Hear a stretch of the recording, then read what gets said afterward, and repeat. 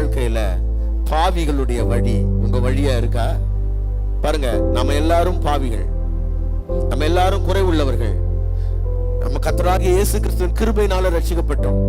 அவர் கிருபையினால என்ன நீதிமான் ஆக்கினார். இன்னைக்கும் பாவ சோதனைகள் நம்ம வாழ்க்கையில வந்து கொண்டிருக்கும். பாவத்தை கூட்டுறதுக்காக உங்க வாழ்க்கைய வாழணும்னு நினைக்கிறீங்களா? பாவத்தோட பாவத்தை கூட்டுறதுதான் உங்க வாழ்க்கையா? இந்த பாவத்தை மேற்கொள்றதுக்கு தேவனை தேடி தேவனை அண்டி ஆவியானுடைய பலனை அல்லாமல் நாம ஒரு நாளும் ஒருத்தரும் நீதியா வாழ முடியாது. சுயத்தில் மேன்மை பாராட்டுகிற வாழ்க்கை, தன் திறமைய ஆற்றலை தன்னுடைய பெருமைகளை அங்க உயர்த்தி காட்டுகிற வாழ்க்கை, அந்த துன்மார்க்கமான வாழ்க்கை தான் உங்க வழியா? இல்லைன்னா பொல்லாத வழி, தேவனை விட்டு விலகி அந்நிய மக்களுடைய வாழ்க்கைய போல எப்படியும் வாழ்றாங்க மக்கள், நானும் அதுல ஒரு மாதிரி வாழ்ந்துட்டு போறேன்னு நினைக்கிற வழி உங்க வழியா? உங்க வழியை சிந்திச்சு பாருங்க. எந்த வழியில போகணும்னு நீங்க நிதானிங்க.